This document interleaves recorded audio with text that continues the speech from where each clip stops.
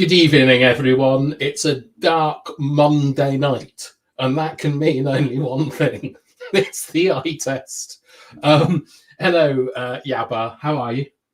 Yeah, very good, very good. Just had a long day at work, and my mind is stimulated with action and excitement and adventures. That's my average Adventures. day at work. Yeah, so it's good to come in and chill out and sit down with you every Monday, 9 p.m. for the eye test. And I'm glad that people are waiting for us. Big up to you guys in the comments tuning in, because the eye test is very special to me, because it's like 48 hours usually after the event. We've got time to take it all in. There's so much to talk about. So much happened over the weekend regarding football. But we're here to talk about a 0-0 draw, which is packed full of stuff from what I remember anyway. I've been talking about it all weekend, about the issue. It wasn't a boring 0-0 draw.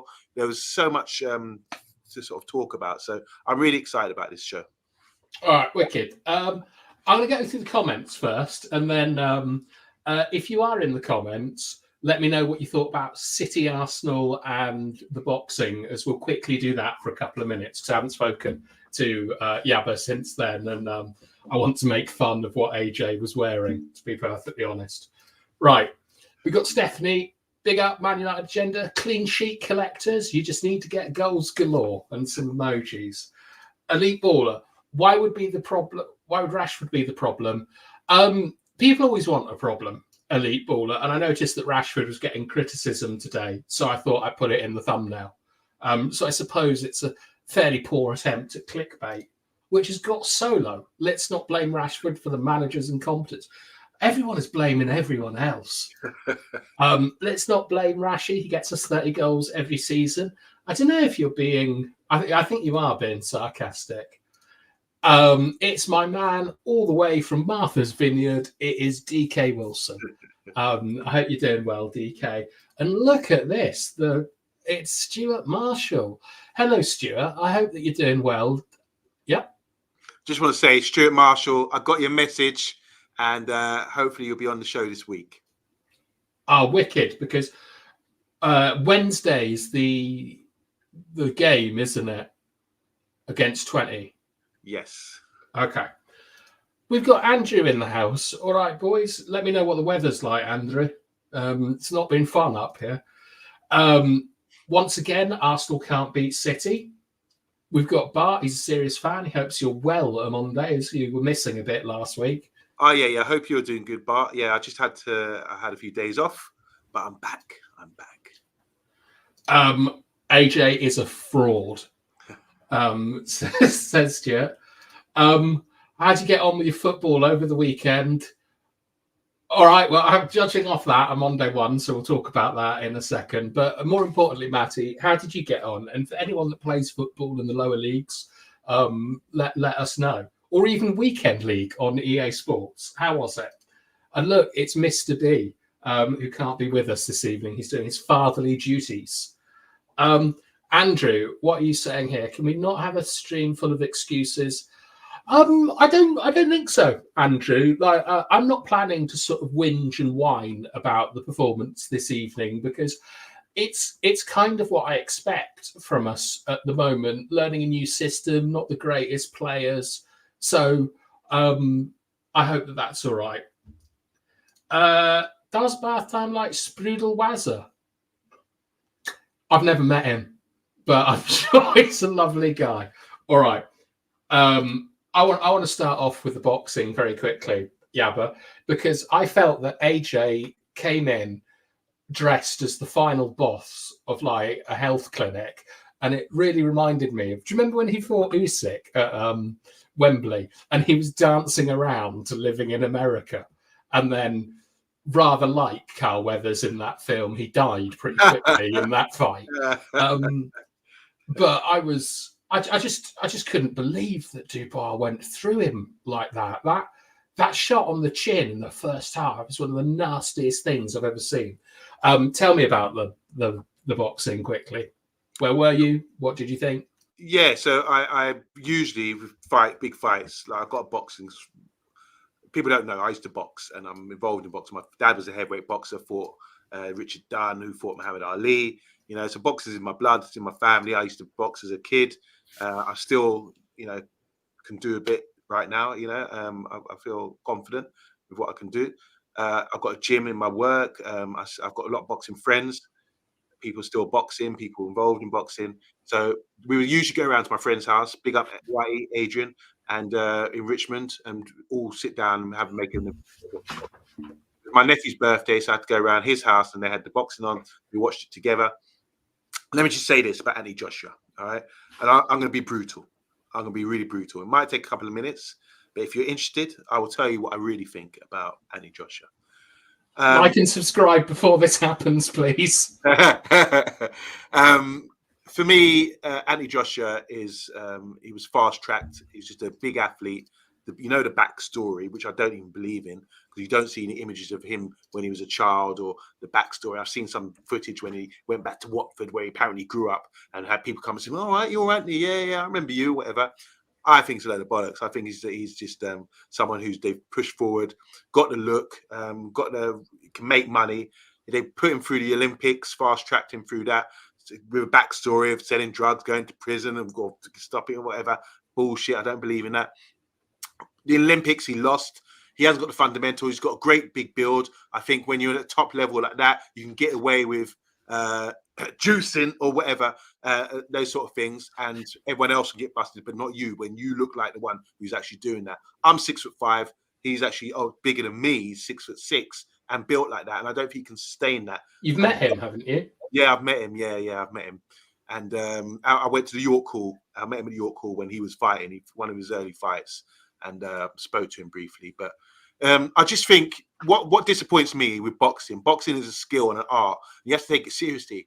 When he first started coming out, after he got through the Olympics and his Golden Boy, he was talking about 6'6", talking about he loves Mike Tyson. Shows he's not a boxing guy, because he said he wants to fight like Mike Tyson. Mike Tyson's 5'10" and boxes his way, short, bam, bam, explosive like that. You can't do that. With your height and distance, you need to box like Lennox Lewis, Vladimir Klitschko, lose your range, not get hit, and dominate like that. But he wants to go out there. He gets off on knocking people out, and he's giving punch bags to punch through. He's extremely powerful with his punch, and he's never really developed his skill. And the ego's got to him. There's an old saying by Marvin Hagler said, once it's hard to get out to run when you're wearing silk pajamas. And he's got so much money, and he's got so much admiration from fans, grannies, women, that he could take my girl just like that. He's so good looking and built like a god, but it's gone to him, and he never developed his skill. Now, there was a time when Lennox Lewis said to him, gave him some advice. He refused to go with Lennox Lewis with advice after the Olympics. There was a bit of friction between them. Then he called Lennox Lewis a clown. Lennox Lewis, a clown. And I thought, wow, I'm done with this guy. And I thought, this guy can teach you a lot and show you skills that you need to get. And then he disrespected that. Then he fought Vladimir Klitschko. He only won the fight. He was getting schooled. Only won the fight through youthness and aggression, getting a second win and just throwing punches at the end and stopped Vladimir. He was getting on. He was old or whatever. And he never got put down in that fight. He got put down heavy and got set up. This thing got set up your punches. So I don't think for me, he's disrespected boxing by not developing his skills. When he does get knocked out, he never didn't take it lightly. Doesn't take it well. When he got knocked out by Ruiz, that hurt his ego, and he's come back, and then he boxed in the rematch, a proper fight where he used his range and boxed cautiously. That's how you have a long-term career. That's how you do it properly. But to go out there and just think you can walk through people and knock them out, it's not going to help you when you come up against a young, hungry guy who can double jab and do things, the fundamentals pretty well. And that's what happened. He got faced up against a guy who was young, hungry, threw punches, and he didn't know what to do. He was overwhelmed early on, and he got stopped. And I don't like to, look, I'll give him credit. He went out on his shield. I was saying pull him out, throw the towel round 4. He went out on his shield, but I just feel that he's not learning the game. It's too late for him. He's not learned the game. He's not a boxer. He's just wants to devastatingly punch people and knock them out.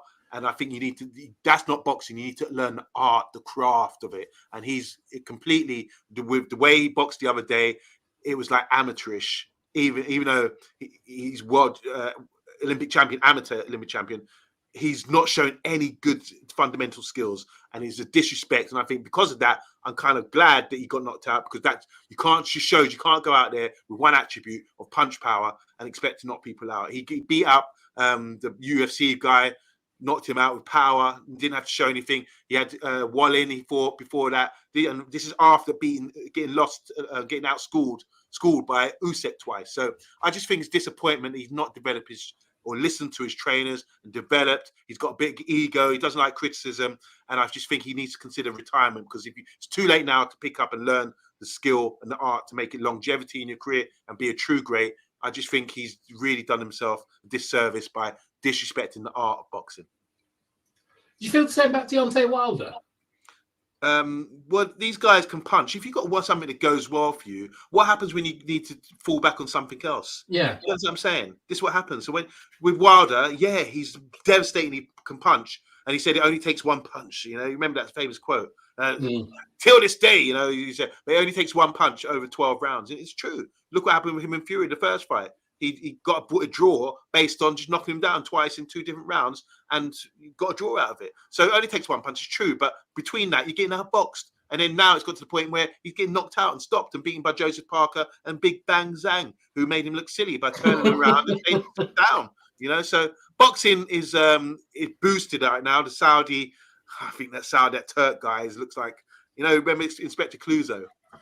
Inspector Clouseau used to do like dress up as people, go to the makeup guy and say, put on a fake moustache and glasses. That's how the Turk guy looks. Looks like a complete actor or someone behind, with just a moustache and fake glasses. It's like, come on now. But there's a lot of money.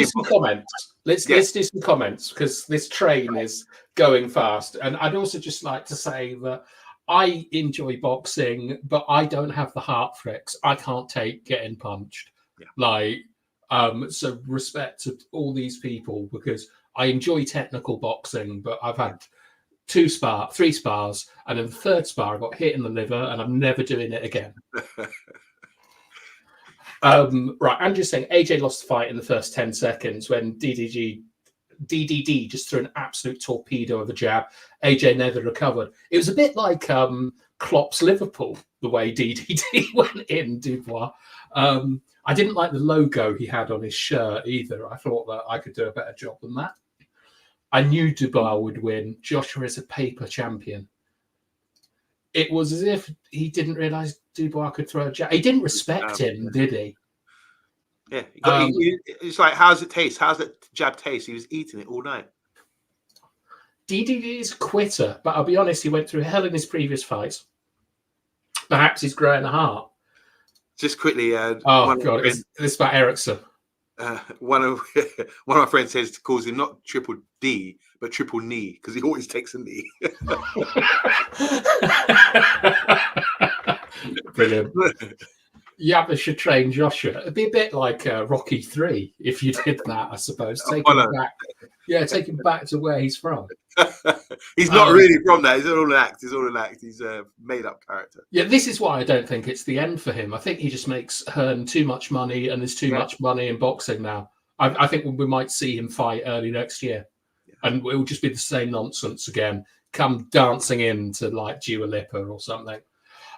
Andrew, I think, misunderstood your point, which is that you think he lost the final of the Olympics. Lost the final, lost against the Cuban guy in the rounds as well. Go and watch these fights and be your own judge. Yeah. Right, next 2 matches, Spurs and Villa. How many points can we get from those? Simon, I know you've asked this a lot. I think you've asked it in the last 3 streams. We'll get to it. I would think 4 points would be a good total from that, but it depends on injuries and all these different things. It's just they're so far away at the moment. We're just going to focus on 20 and then go from there. I completely agree, Kieran. I think that everyone always laughs at AJ when he loses, but I think that Dubois deserves a lot of credit for his game plan, and also, as I say, I'm a casual fan of boxing. I don't have a lot of experience of it. I thought he demonstrated a huge amount of cool in the corner to catch AJ coming in. Like he read it all really well, and that was very impressive to me, that you can remain that level-headed when you're in your weakest moment of the fight. This is quite good from Bart. The 20 game will be the only one this season where Ten Hag faces a side with more Dutchmen than his workplace. Nice. Andrews giving credit to Dubois. Just look how he addressed the first 15 seconds. Bruno should be on the bench on Wednesday and let Casemiro be captain. I think that's almost guaranteed, Simon, and I'll explain why later. I'm going to jab you. I'm just going to jab you in my face, and you're not going to be able to throw the backhand. Was the plan? I think that's fair enough. I think Andrew might know about boxing. He certainly doesn't know about football. Joshua was overconfident about winning. If he does have another fight and loses, then in my opinion, he should retire. It's how much money he keeps making, Simon. The game's about money now. It was at Wembley Stadium. Right. Yeah, but it was at Wembley Stadium, and they had a singer for the Saudi national anthem, and then they plugged an iPod in for our national anthem, and I was really disappointed about that. Absolutely perfect summary, Yabba, from Will Williams. Big up, Will. Thank you. Joshua looked too confident about it. Okay, yeah, we've done that. Elite ballers in the house. What if boxing was rigged? Imagine all the money those in the know would make. I think a lot of people imagine that. Don't get me started. Don't get me started, elite baller. Yeah. Is AJ a hybrid of Anthony and Xerxes? AJ. Anthony shows more heart than Anthony than Joshua.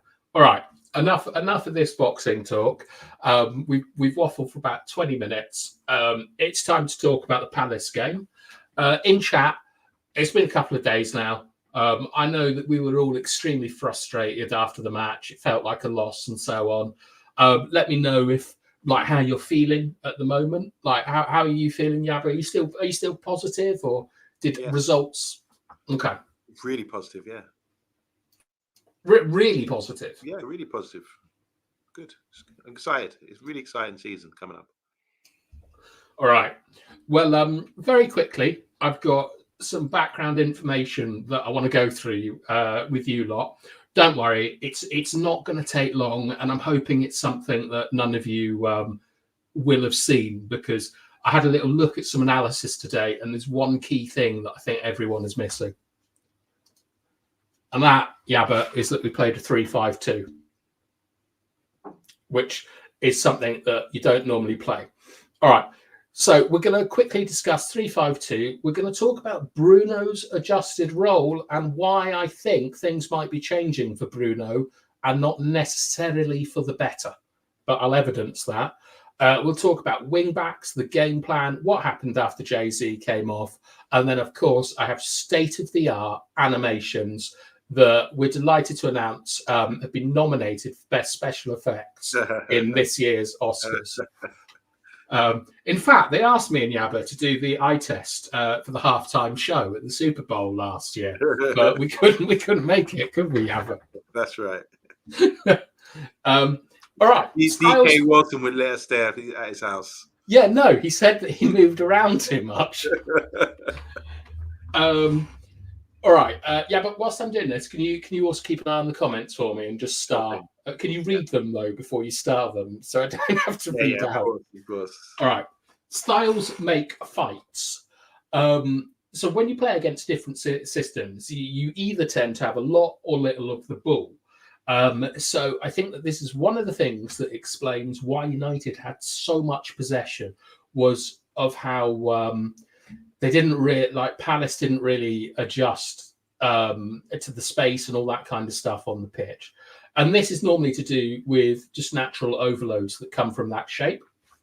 The most important thing to know about 3-5-2 is that it's all about its wing backs.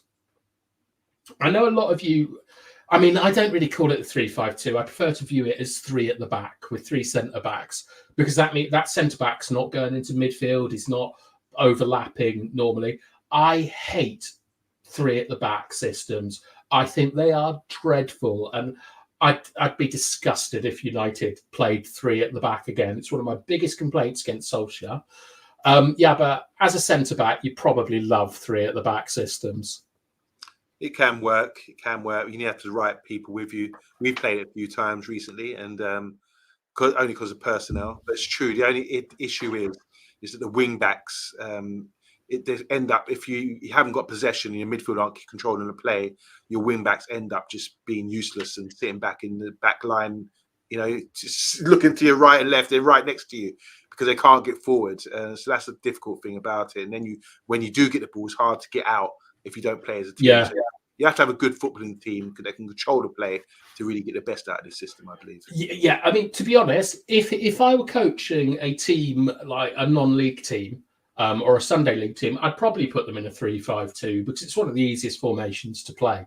Like, you've always basically got 6 people in the centre of the pitch. All you really need is athleticism in the wide areas. But the higher you go up the leagues, the more important those wing backs become, because you can't transition or counter-attack effectively with wing backs. If you look back over the Euros, everyone played a 3-5-2, and there were very few counter-attacking goals, and it's completely against Manchester United's identity, I think, not to have a very strong counter-attack. So I never want to see it at Manchester United. It's fine for Chelsea, etc., but not for us. So essentially, when you play against 3-5-2, one of your main tactical concern is pushing the fullbacks back. Like, if you can get those fullbacks, as Yabba said, into a back 5, that team is not getting out, and you're going to be able to control the game. But because of those wing backs, you have to use a different pressing structure if you're using a high block.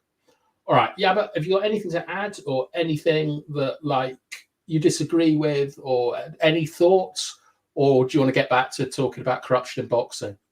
I think also, like, when you have to remember the 3-5-2, if you got a player like Lothar Matthäus or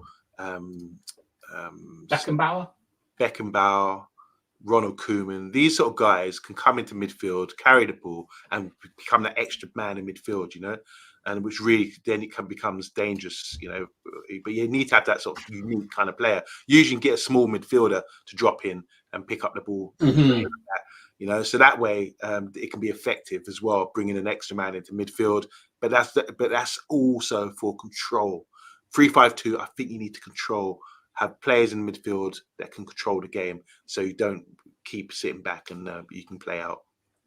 Yeah, you need proper runners in the 3-5-2 because, as we'll demonstrate earlier, what kept happening to Palace is we basically kept outnumbering them with a 4, with Xerxes dropping in.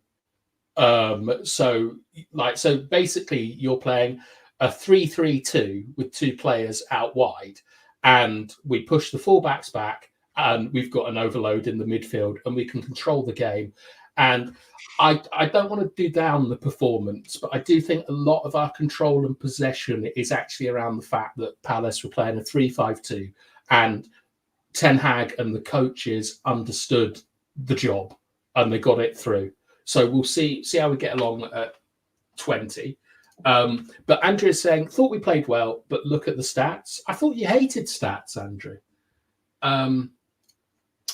The Palace game shows how far United are from the big boys. Their profligacy is chronic.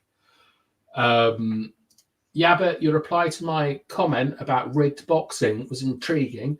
Elite Baller, you always have to be careful with Yabba Forbes and things like this, because he'll go off on one. Like, get in contact with Yabba, and he'll give you, he's got binders on come backstage. Corruption. We would talk, yeah. Yeah, he's got binders on corruption. Okay, we have got 16,000 people watching and only 12 likes. So if you could press the like button, that would be really nice. Palace were really poor first half, didn't do anything until the 40th minute. That's true, with Eddie Nketiah. We had our strongest side out, dominated the first half. We could have been 2 or 3-0 up at half-time. Yeah, agreed. You can't beat a flat back 4. I'd certainly agree with that. Is that your favourite? Do you prefer being a 5 or a 4? I think 4 traditional is the best, but you need to have the best in each position. Look at Arsenal the other day. They've got 2 percentage of back partnership, which is really good. And I think that's why a 4 is ideal for them. Yeah. Dominated the first half. To be top four, we probably need... Right, is that 3/4 or 3 or 4 clear chances every half we play? 3 or 4, yeah. Are we forgetting we have the best sweeper keeper in the world, so 3 at the back is not an issue? Do you know what? I am really hoping Onana doesn't play against 20, because I don't think it's a coincidence that his 2 best performances have come either side of the Brentford game where he didn't play. I think it might have got him back on his toes a little bit. We'd say better. Evening homies, enjoyed the match and a 3rd clean sheet in 5 Premier League games. That's pretty good, actually. Just a bad day at the office, but we do need to start to put these teams to bed. Agreed. Right. Big Cheek, we obsess with these players playing these versatile positions, need to go back to basics and let players be specialists in their respective positions. I'm afraid football has changed, Gavin. And it's never forget what they took from you.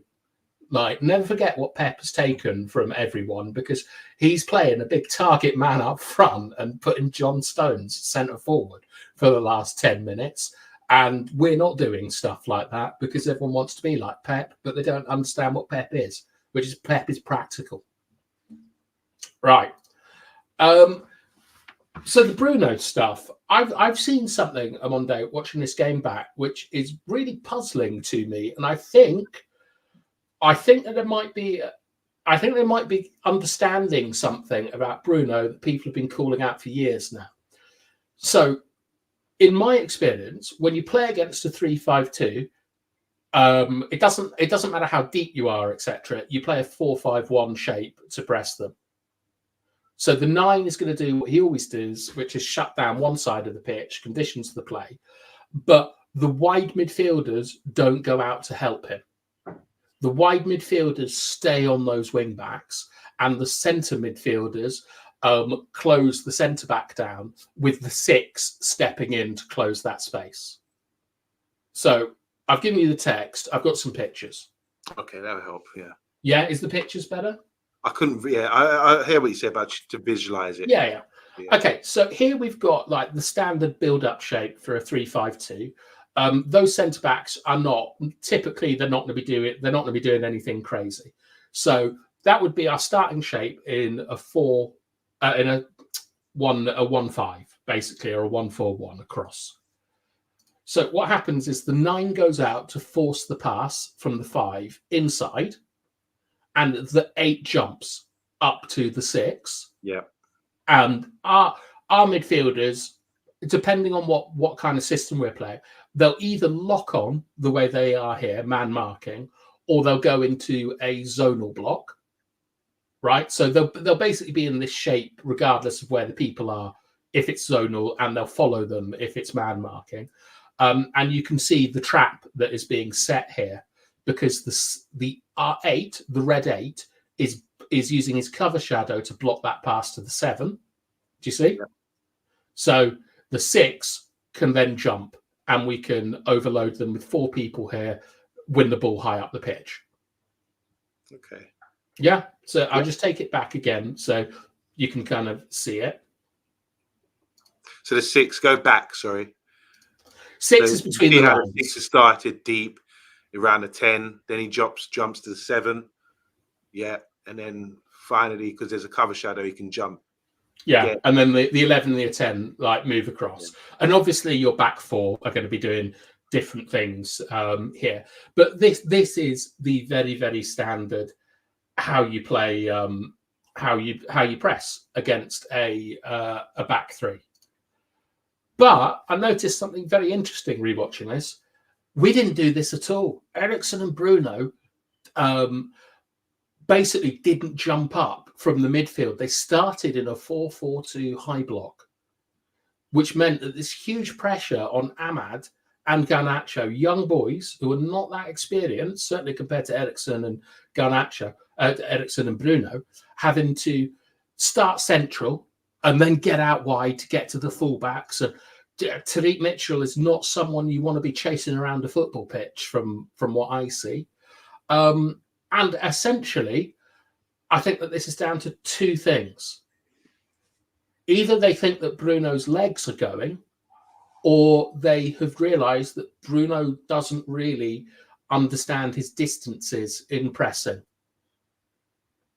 And I think that this is a really important change for Manchester United to stop letting Bruno charge around doing what he wants.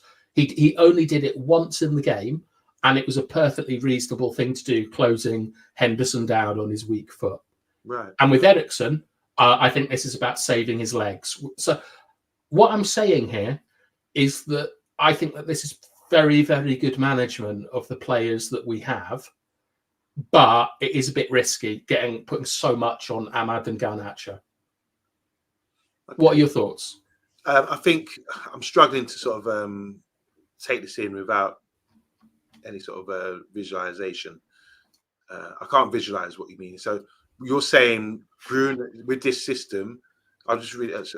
Leave Eriksen they were tasked with the system. So he showed me the last pressing system, but what we did was different because Eriksen and Bruno weren't tasked with jumping on and going to press. It was down to the wide men with Garnacho and Amad to do that.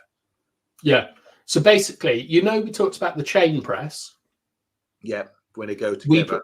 We played the chain press instead of what I think you normally do against a 3-5-2. Okay.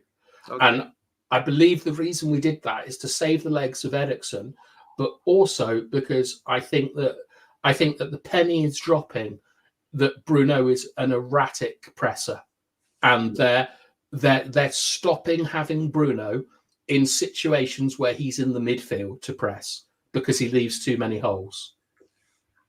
Okay. And I think that's Hake and the rest of them. So I'm really pleased about this. But let's have a look what's saying. Bruno looked tired and unfocused. He's supposed to be captain, so what went wrong? We can't be under a tired leader. I mean, Bruno had a week's rest between the games. I don't think he looked tired, but I do question his style of leadership on the pitch. It's not for me, that crying. What is this? Why are you talking about? Why are you talking about everyone is farting?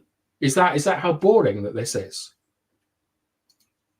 I've got a problem with Bruno. If one of our wingers gets joy first 20 minutes, Bruno goes and stands on the fullback that's getting beaten. It helps him but hurts the winger. I'll watch out for that, Andrew. That's not something that I've picked up on. Oh, God. Sorry. We have two players who need the rest of the team to compensate for their deficiencies in the middle of the pitch. It's not that uncommon. We deserve better. It's why you have a team. My only issue is that I think it's a bit unfair to put that compensation on Amad and Garnacho. Bartow has Bruno Duvet and earmuffs combo set. I'm so on Bruno Elite Ball. I think he's our best player, but I think he needs to be coached properly because at times he's a massive hindrance to our football team. Eriksen has been playing rather well lately, in my opinion. I agree. What the fuck?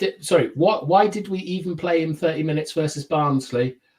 Andrew, there's rumours that he was that he demanded to come on from the bench and that he was harassing Ten Hag all through the game to come on, which I don't personally think is that bad from him because who wouldn't want to go and play?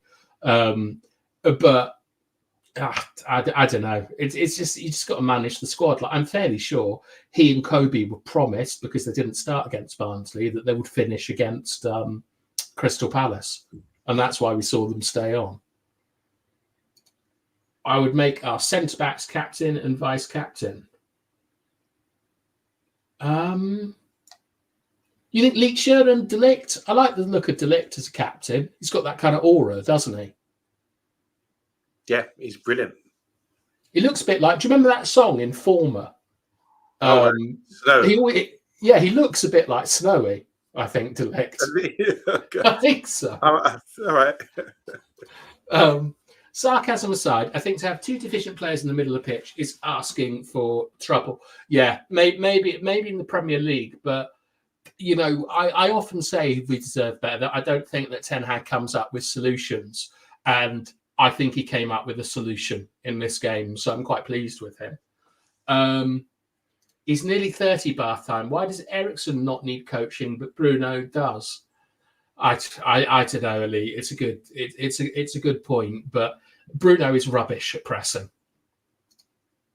Hope Rude has got to do something with Bruno when he's on top form. The gun, yeah. Rude's got to start putting not Rude. Bruno's got to start putting chances away. All right. What's the next thing? Pinning fullbacks in a 3-5-2. We'll get to some clips very quickly.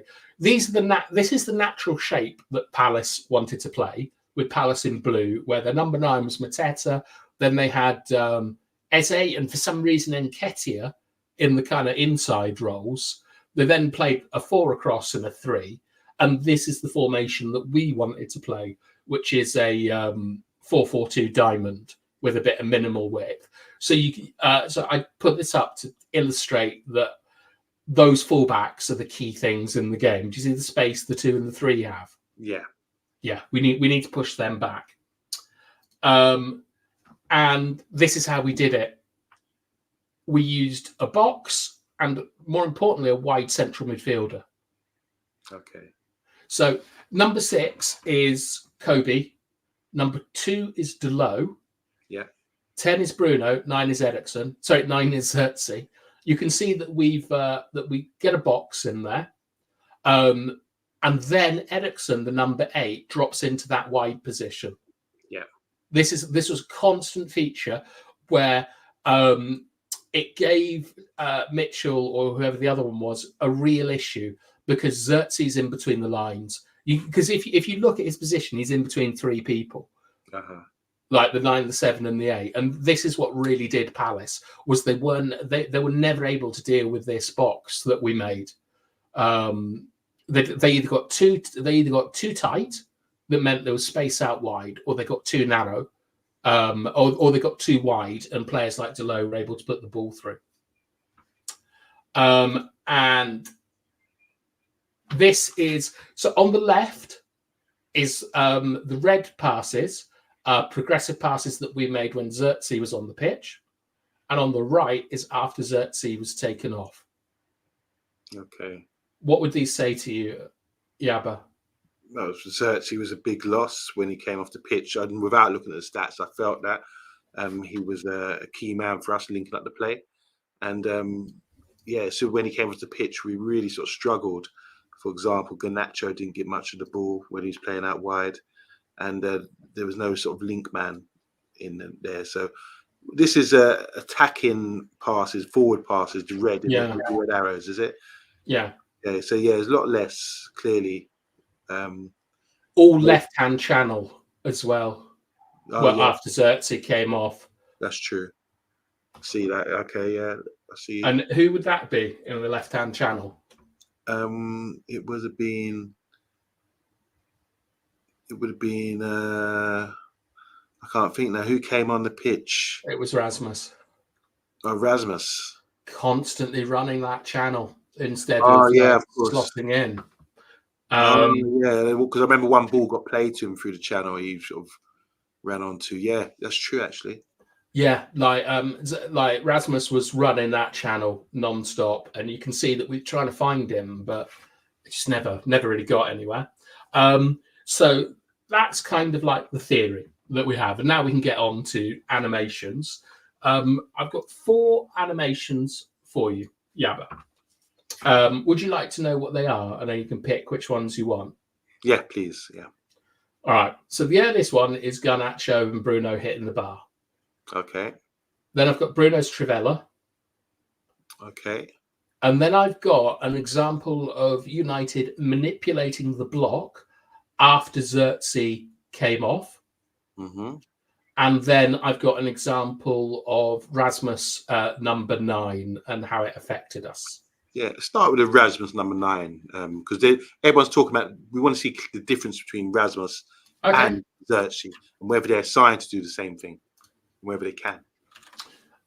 Wicked. All right. Interesting one for me. Whilst I load this up, can you remember to keep an eye on the comments? Yeah, I'm back in the comments now. Mm. I hope my mouse works. Okay. Are you hello? Yep. Yeah, I can't see you at the moment. All right, this is the 88th minute, and I'll play it through. Okay, so would you mind giving us some commentary? Okay, so it's at the left backstage for Crystal Palace, deep in their half. They've hit it, a long ball, and we've gone to recollect it with De Ligt, and now we're controlling here with Martinez at the halfway line, plays it into Garte, plays it out wide to Rashford, a little movement here. We're looking for Rasmus, no, plays it home, looking for options. Dalot's there in the middle of the park. We've recycled it to Maz on the right-hand side. He's cut inside, played it into Rasmus, who touches off to Bruno, and it's gone out of play. Misplaced pass. Okay. So we're just trying to work something here. We've got a lot of control. And obviously Xerxes come off the pitch. So we're looking, in the first half, Xerxes was clearly an option to pass to. We're coming deeper to get the ball. We've worked it here. Maz done a great run, pops it into Rasmus, who plays the first time pass into Bruno.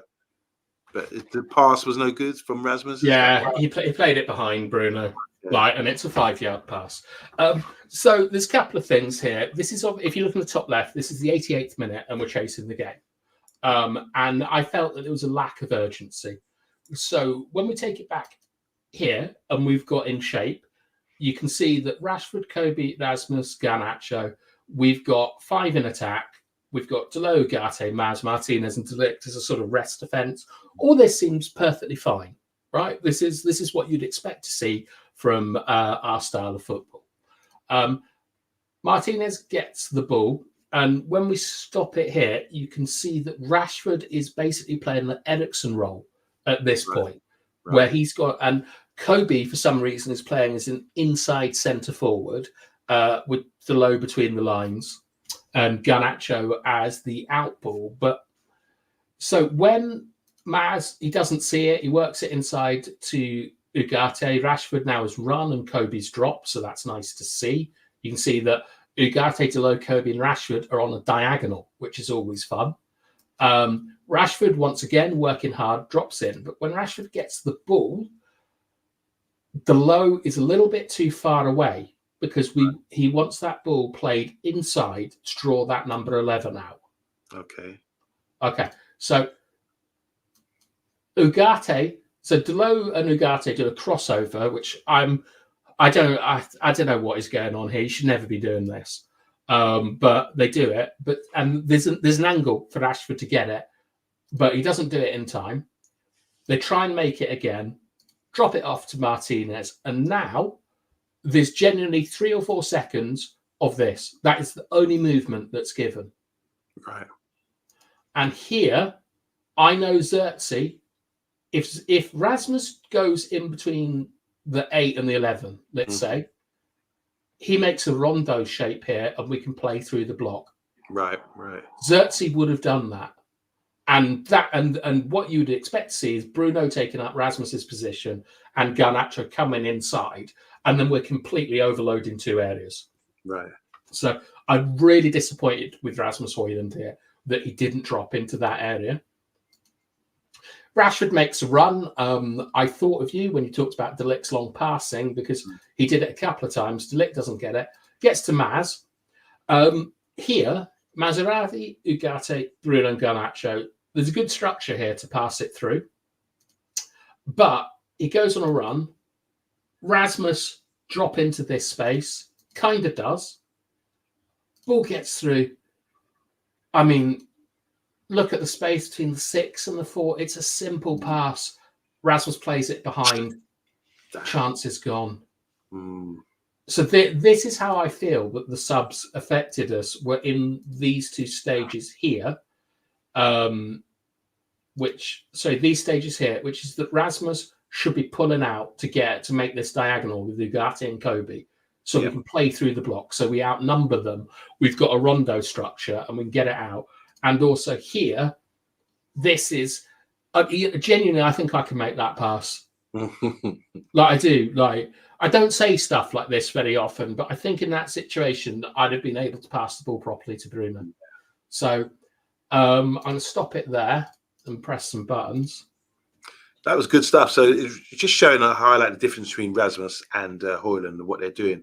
So Rasmus and Xerxes, sorry, because Rasmus and Højlund. But isn't there a case that if Rasmus is sitting on the centre backs, he's pinning them in, and then it's down to the other guys to change it, or should he just gone with what, just being a like for like with Xerxes, doing what Xerxes was doing so effectively? Well, I think this is the problem, is that we don't have anyone who can really replace Xerxes. I know a lot of people are calling for Xerxes in the 10. Like I got this straight away, see Andrew saying Xerxes in the 10. I disagree, because I think that Xerxes is very, very good with his back to goal, linking the play. And you get when you're a number 10 in these systems, you're receiving the ball in front of you, going at players. And I don't think that there's anyone in our team who can get the ball to the number 10 with quality except for Xerxes. So I think he has to play as the 9.5 or the false 9. But the issue is that if you think back to when I said Rashford is in the position that Eriksen is occupying, we were still playing the same system, but Rasmus wasn't really doing it. And he defaulted. And look, also the boy's young and he's come back from injury, right? I think everyone knows I'm not a huge fan of Rasmus, but I'm not putting him under the bus here, because I'm not a very good driver, Yabba. And if you asked me to drive a bus, I'd have a go, but we'd probably end up on the news. Do you know what I mean? And that's how it feels with Rasmus, is that his touch was poor, and he was defaulting to his comfort thing of running a channel. And that meant that there was no real focal point for players behind the lines to play off. So I wonder if Ten Hag is going to be very angry with Rasmus because he didn't drop. So that's kind of my reading of it. Essentially, you would expect the manager to say to him, just do the same thing that we're doing. It's a system that we're doing. We're not just going to change it up. Like Man City brought on John Stones to change it up and bring in another guy, a big guy for their... Yeah, I think honestly, Maguire would have been a better sub. Right. Like I genuinely believe Delict should have gone up front. These guys down, because he didn't have much joy, did he? For all that. And I don't remember that move that you showed in the animation, but what did highlight is, like you said, about Xerxes, where Xerxes would have been at certain stages of movement, So he's making that overload. And also, shout out to Mazraoui. I watched the game back. He was a bit better than I thought. I still think it wasn't his best game, but he's definitely shown Man United quality by forcing the issue in the last couple of minutes. Like he was fed up and he drove at the defence, and I like that. So Steph is saying, but that Xerxes is definitely our attacking catalyst. Just need the converters. It's not. I rate it, Steph. It's not your best work. Okay, that's very good. Yeah. I don't know why people are blaming the sub slot. Blame the starting lineup. Why did he drop Rashford, Casemiro, and Ugarte? Stupid decision. And it's a game of opinions, Elite Baller. I think you can understand why you blame the subs, because our performance fell off a cliff when the subs came on, and we were really good. So I don't know if you could. I don't know if there's a persuasive argument to say blame the starting lineup, because they did perform really well. It's just we lack killers in the box, basically, and everyone seems to want to play like Brighton. That was the most Brighton-like performance ever. Beautiful football, no goals. Wednesday, I'd have Xerxes and Højlund to keep Rashi on the bench. Then sub him for Xerxes or Højlund. Maybe we'll see that, Simon. Steph always brings this up about selling Bruno or Rashford or whatever. Could be our Coutinho transfer moment. It could also be our Bale transfer moment, where Spurs signed 7 players and only one was any good, and that was Eriksen. I see either Rasmus or Big Josh scoring on Wednesday. I think it's got Casemiro written all over it on Wednesday, just wobbling about in the box, winning headers. Midfield, I'd have Casemiro and Eriksen, Bruno on the bench or rested. We've got to give Eriksen a rest, surely. We can't give him 4 games in 10 days or whatever it is. Rashi's trying to get back on form, but I will still keep him bench for Wednesday. Bring him on the last 20 minutes when we're 2-0 up. Okay. I disagree. Drop Bruno. Xerxes plays number 10. Would you not prefer to see, I don't know, Eriksen or Ahmad in the 10 with Xerxes? Like, it's not Bruno in the 10 that's the issue for me. This 10 position that Bruno has, I think you need to have like for like. Like we talked about Xerxes and Haaland. They should be like for like. They're very different players. We've got Mason Mount. Maybe he's a replacement for Bruno, can do a similar job like that. Eriksen, I think, as he's got older, I watched a few Spurs games the other day from when he was in his pomp at Spurs. And obviously he was doing some great stuff. And when we played him, Eriksen, when he was at Brentford, he was all over the place, drifted. He had a free role to just dictate the play and the tempo. He played really well against us. And when I was watching him against Palace the other day, if I was a Palace fan, I would have been saying, you got to stop that guy. Because wherever he went, he was just linking up the play, playing really intelligently. So I don't think, but deep as well. You want to get Eriksen in deeper roles, picking up the ball and helping us in that respect. Really good on the ball. So I don't think we can now call Eriksen a like for Bruno. Eriksen is traditionally number 10, but at the moment, he's more of a creative, deep line playmaker, or deeper than a 10 playmaker. I don't know about that, because I think he's playing the same position as Bruno, just on the other side, or at least he was in this game. So I don't know. I mean, I don't really want us playing with a number 10, because I think that if they have a bad game, or the other team tactically shut them down, there's not enough chance creation. And that was always my issue with Ollie's team, is that we relied a little bit too much on Bruno to be, as Steph would say, the catalyst. So I would prefer to see Bruno in the 8, but I am wondering if Bruno's legs are going based on decisions made by the management team. Might be that he's just not fit from the Euros, but he is 30, or he's nearly 30. He's 29 till he's 30. All right. Oh, look, it's Ed Mayhem. How are you, Ed? I hope things are going well.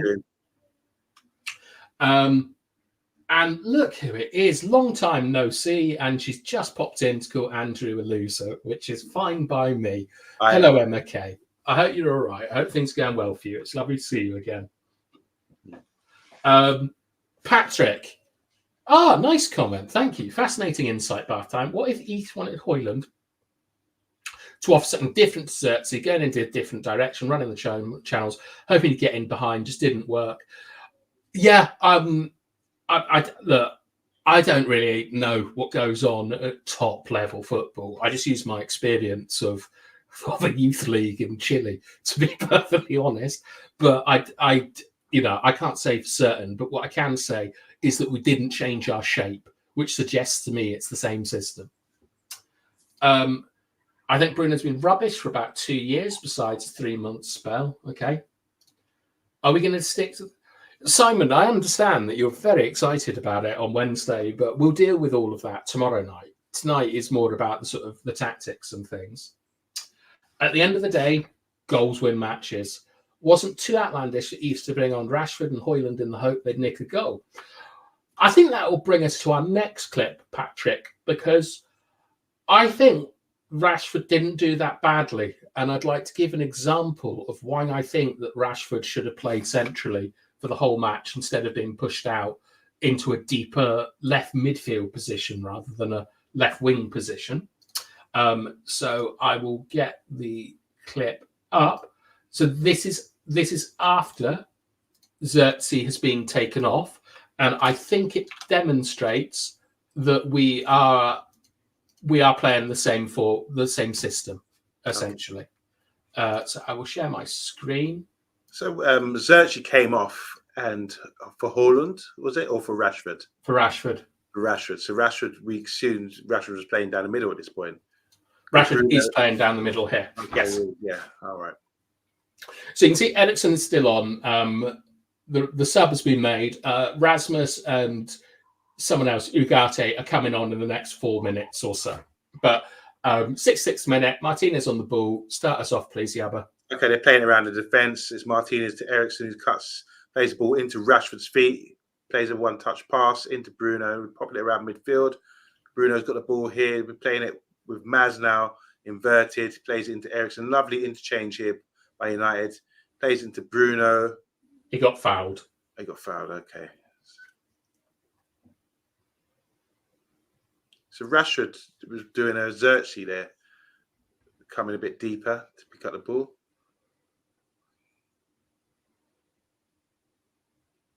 It really looks like very good play there from United. Yeah. Using the use of the ball. Yeah, I mean, you can see straight away that Eriksen and Bruno are in these wider midfield positions, Right. that I talked about. This is why I said I thought they were playing the same role. You can see that we've got a nice rest defence, Delo and Kobe in there, Ahmad and Garnacho, maybe a little bit too wide, to be honest, but what they're trying to do is they're trying to create spaces between the centre-backs and the full-backs, widen the channel. But it's very interesting that Rashford doesn't run these channels. Rashford holds his position deeper than you would expect. We work it out to Eriksen, and Eriksen tries a first-time ball over the top into the space behind. He doesn't get it right. Their player beats Rashford in the air, but this is a great example of why having more men in the centre of the park is always very useful, because Delo wins it and heads it to Bruno. Bruno combines with Kobe, and then Kobe does a sort of kung fu back heel to release Bruno. Yeah. But if you look at Rashford's position, normally you'd expect to see Rashford do a false movement and then go in behind here, but he doesn't. He drops deep. Mm. And as the ball gets in here, the 7, the 6, and the 8 are in between 6, 9, 10, and 3. That means we have a 4v3 overload here with, I suspect the intention is for Kobe to run in around the back. Okay. But Eriksen gets it, drops it off to Bruno, plays it to Kobe, runs in the space, and we get taken out. And I think that this is the last really good play that I saw in the match, because what we're looking at here, if you look at the Crystal Palace midfield from this moment here, is we're manipulating their block centrally. And do you remember the 3 ways to play with a block, Amonde? 3 ways to play with a block. Over, around, or through. Okay. Play over the block, around the block, or through. And this is us trying to play through the block. So look what we do to that midfield. They can't live with us.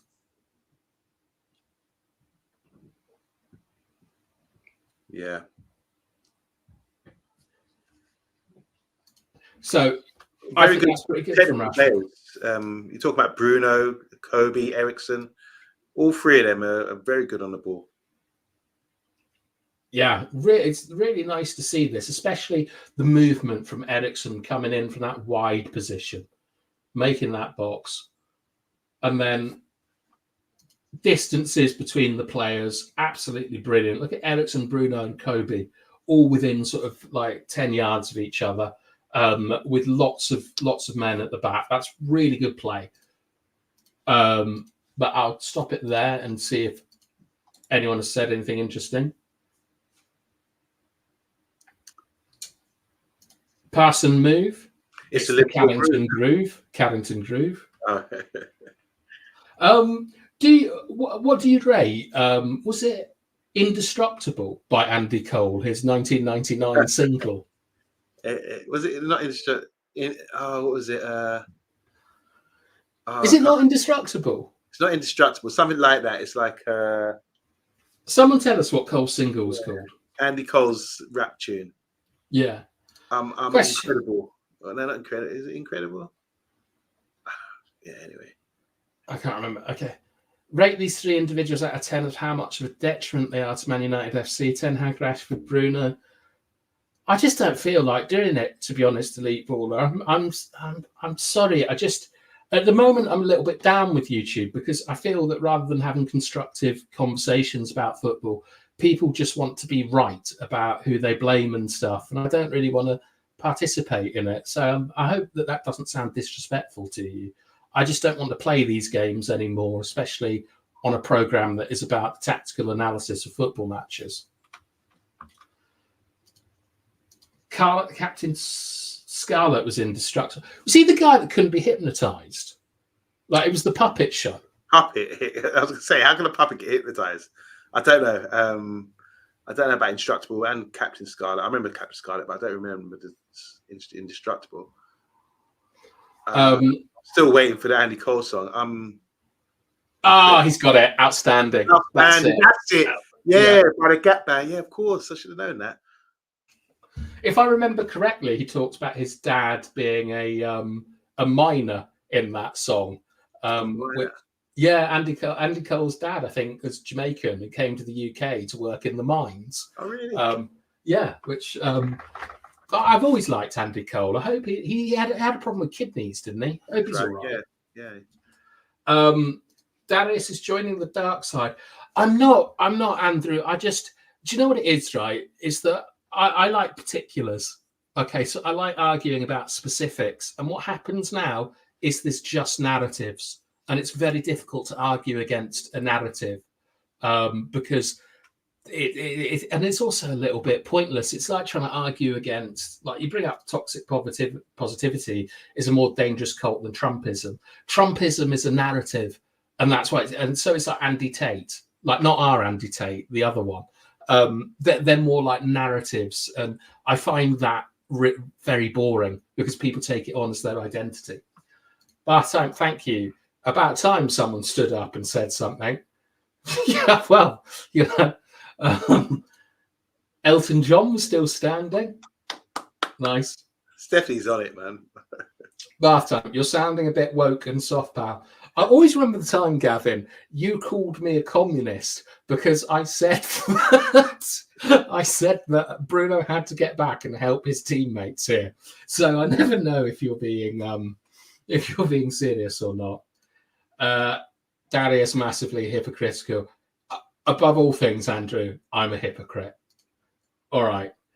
I've forgotten what I was going to show next. Should we see Garnacho hitting the bar? And then Bruno hitting the bar dead afterwards. You said at half time, I'm sure he said after the show, that any professional player should be burying that. Yeah. Second chance by Bruno. I think it's quite a difficult chance. He tried his best to keep it down, but yeah, you would expect a professional. I think it's easier than a penalty. Okay, fair enough. Well, whoops, I pressed the wrong button. Well, it should be for him. It's not easier than a penalty for me. I do recall, I think this is the one with Dalot played him in. I just want to say, it is. Big up to Dalot, because he played a lot of midfield positions. And we've always been crying out for the last couple of years when we heard about this inverted fullbacks, that kind of thing. We didn't think we had the personnel, but Dalot's proven to be a very good player. He played really well. All this season, I think he played very well. All last season, I thought he was always a 7 or an 8 majority of the time. He's a very good professional, and I like him a lot. I wonder if Shaw gets his place back with Dalot. That's what I was thinking. Yeah, that was a good one. I don't know either. We can go through this, Yabba, but I want you to remember what I told you about my old training with throw-ins, because this is a throw-in. Okay. It's a throw-in for Manchester United here. It goes into Bruno, gives it back to Maz. Maz waits for the people to approach him. He gets to Dalot, plays it in channel between the centre-back and the full-back, and Bruno hits the bar, and Bruno gets the return. So throw-in, like the Brian Robson throw-in, feet and back. Ericsson squares it. They're all over one side of the pitch. This gives us an opportunity for Garnacho to make a good run. It's great, lovely weighted pass by Dalot. There's some good stuff from Xerxes here as well, which I couldn't animate. But what I wanted to show about this is just how simple it is.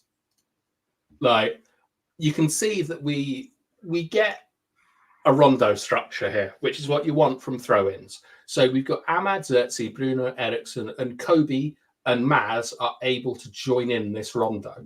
So between Ahmad, Bruno, and Ericsson, we've basically got a 3v3. Okay, so we've got Xerxes, Kobe, and Maz able to join in, and because of this, we've got Delo. I mean, this is criminal from Palace. Like, Garnacho is scaring the number 3, and either the 8 or the 7 has to be like. If I was here, the 8 is blindsided Bruno, but I think he should be blindsided Eriksen because of the problem that Delo represents. That's where I would position. So as the ball comes in, Maz, Kobe, Eriksen, Bruno, we've got a rondo structure there. We've also got a rondo structure between Ahmad, Xerxes, Bruno, and Maz. Crystal Palace have absolutely done themselves here. This is terrible setup. And you can see how easy it is. Maz just goes into the space because of Bruno making that sort of reverse underlap or overlap. Xerxes is pinning 2 of the centre-backs, creating a lovely little channel. But this is a huge block. Do you see this? Like, how many people are blocking that area? Crazy. Yeah, that's absolutely wild. So Maz, he actually gets the number 8 toe pokes it here, comes out to Eriksen, plays it through. Now, I spent too long trying to animate this, but I couldn't, and I missed it when I watched it live. Xerxes steps over the ball here. As the pass comes in, Xerxes holds that 5 off with his strength and lets the ball go, which is why the number 3 is so surprised. It's brilliant from Xerxes. And then leaning back, poor finish. Leaning back, poor finish. But I picked this clip just to show you about something I talk about a lot, which is throw-ins, where ideally what you want is a rondo structure, and then you get it out to the man in the middle and you switch it. And why do you switch from the middle, Yabba? Why do you switch from the middle? I always ask you this. You never remember. No. Don't disappoint me. The reason you switch from the middle is that the block never moves at the same pace, right? It's not like it's on rails. People move at different paces, and occasionally there's a gap where you can thread it through. And this is what's happened here. The 6 isn't out fast enough, so there's a gap in between the 3 and the 6 for Xerxes to run into. And Xerxes basically holds his man off and lets it get to Garnacho. So there's a lot of the principles that we've talked about over the years on the eye test happening here. So I was very happy with this clip. Is there anything you'd like to add? Just like you said, sometimes when things are so simple, just create a chance. You can work the ball. But when you do see that, things just opened up for us. Yeah. Brilliantly there. And you want to see that happen over and over again. Yeah. Well, hopefully not Garnacho hitting the bar and then Bruno missing. All right. I'll just have a quick look at some comments. Martinez is a League 2 player. Brilliant. Soccer AM, not football AM. At least we won Hit the Crossbar challenge on Soccer AM. Very nice. You gave DTG pelters every day for over a year. How dare you complain about others? I gave specifics though. Why I didn't like De Gea. And that's the difference. But I'm close to getting banned. Why is that, Ed? What's wrong? Does that mean you're trying to hold back from saying something? I always back every man on the pitch. Well, he certainly did when he came and played for us, Ed Mayhem. He was backing us all the way. He was like our rest defence. Yeah. What specifics do you want about Bruno? Like, I'm not saying that anyone in this channel is particularly narrative based. It's just something I noticed from watching a bit of YouTube over the weekend, because I feel that there's some good things you can talk about in football. You can have like balanced debates, but there's too much stuff about dusty footballers and like a lot of words banding about that bore me, because people never talk about the specifics of something. All right, what was the other ones I wanted to do? Right, Monday, we're just doing one last clip, and it's Bruno's Trivella.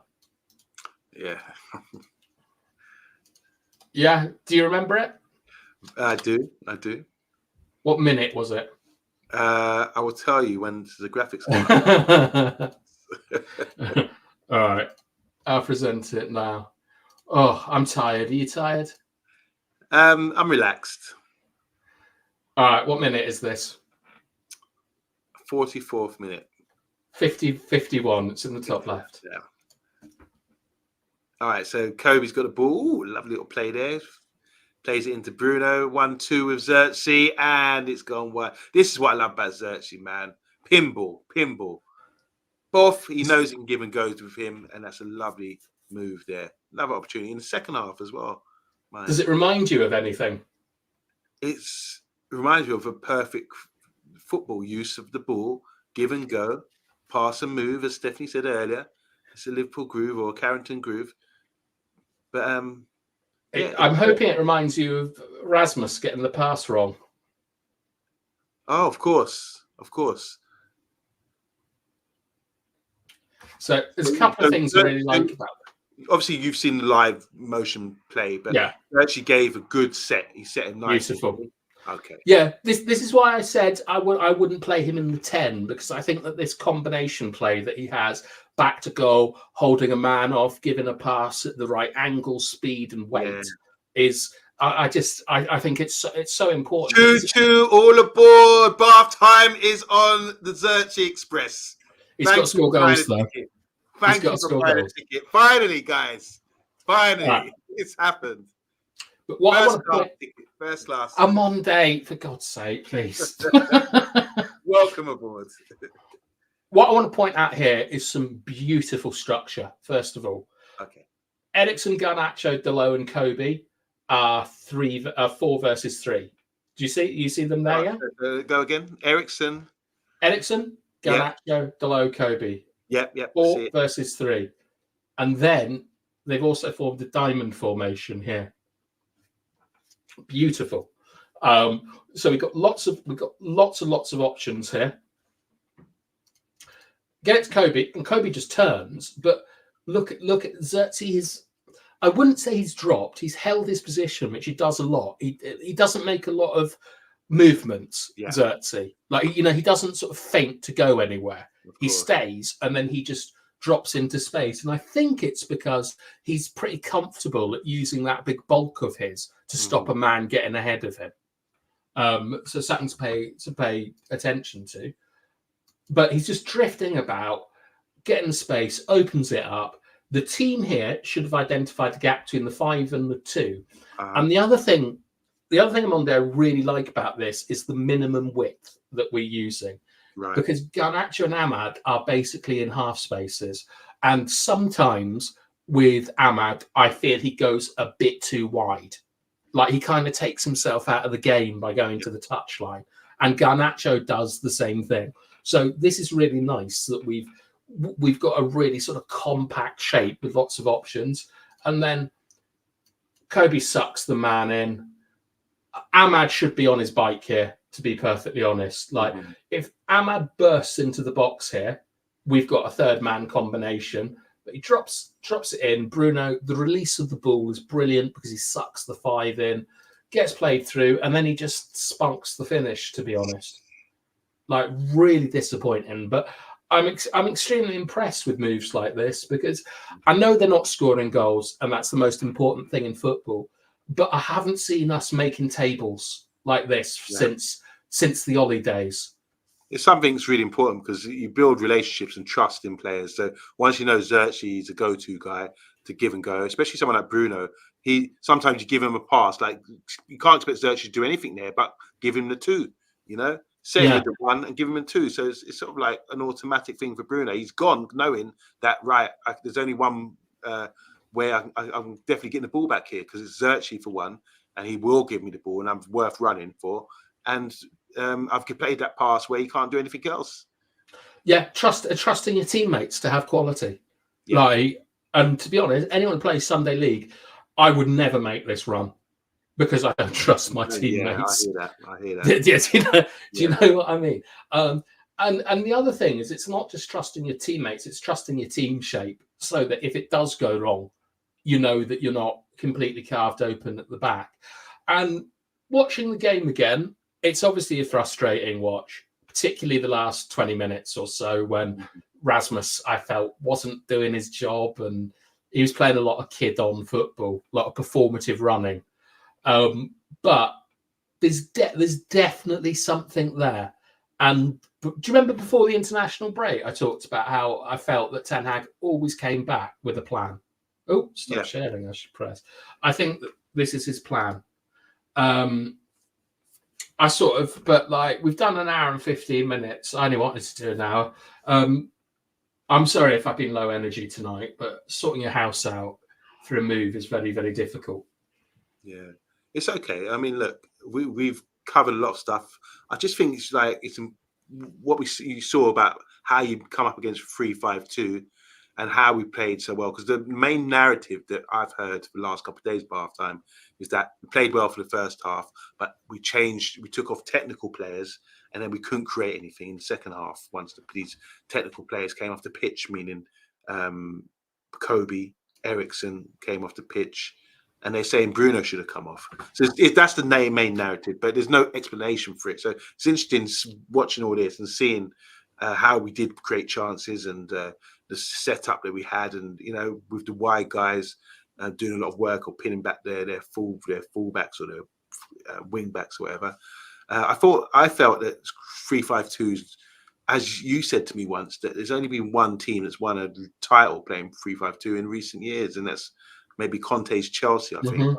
But so you started the show by mentioning the formation 3-5-2 and how it's not been so effective in recent years in football, and you really explained why, about how you can end up as a 5 and end up looking like a low block if you're getting pinned back too much, and what the advantages of it as well if you've got good players that can keep the ball and get that width up the pitch. But it's our job, as you said, was to pin back their wing backs, which we did pretty well in the first half.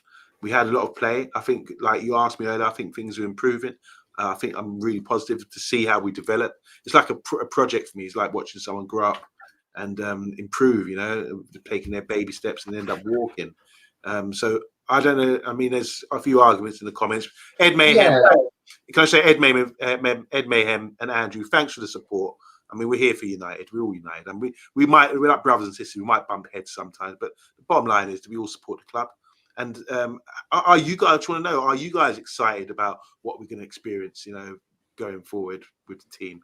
I thought it was a positive result and a positive performance. I didn't say that on the night. I said it's a positive performance. Didn't say positive result, but it's not that bad. It's not that bad in consideration. We got to play Spurs, Bath. Obviously, we're going to talk about that in the coming days. But with what you've shown me tonight about how we sort of played and restricting Bruno from drifting out of his block and kind of thing, I think it's quite good that I've got better understanding about what we're seeing with our football team at the moment. Thank you, Yabba. Just to back up on something you said, look, lads, you're all grown adults. You can disagree with each other, but try and engage some social skills and not call each other names.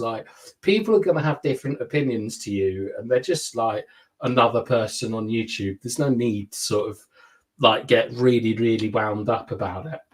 I was before I came on today, I was at work and there was a Facebook argument going on. And the reason I was involved in the argument initially because I'll tell you what it was. I'll tell you all you guys listen to this, guys. Yeah, I'll tell you what it was. It's quite interesting. So I put up a post. It was Jamie Carragher's best ever Liverpool 11, and I grew up. I'm pretty old, so I remember Souness. I remember Phil Neal. I remember all these Steve Nicol, fantastic. So in the midfield, it was Graham Souness and Steven Gerrard, midfield 2. With Salah on the right, Barnes on the left. That was their midfield. I think that's really impressive. I like that a lot. So I put up this thread with this thing, and a lot of comments came out. And one guy who's young, he's probably in his 20s, but he's quite intelligent. He said, "Oh, this is ridiculous. How is not Alonso in the side?" And I never bit to that. I just said, you need to go and watch Souness play. He was that good. 3 Champions Leagues, cultured. I know people judge him. Get well soon, by the way. He's having a heart bypass surgery again at the moment, Graham Souness. But what a great player he was. And so people are saying because of modern day bias, they're talking about Alonso should be in that top 11 or whatever.